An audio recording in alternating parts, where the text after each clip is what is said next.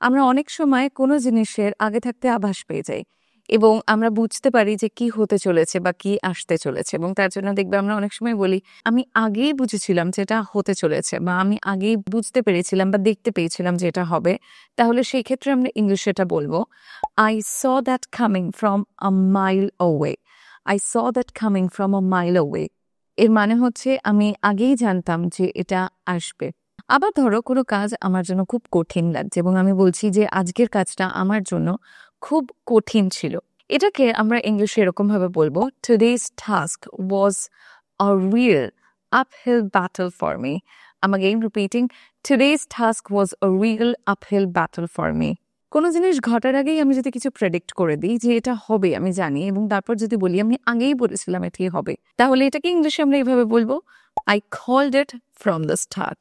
I called it from the start. আরও এরকম English লেসনের জন্য আমাকে ফলো করো।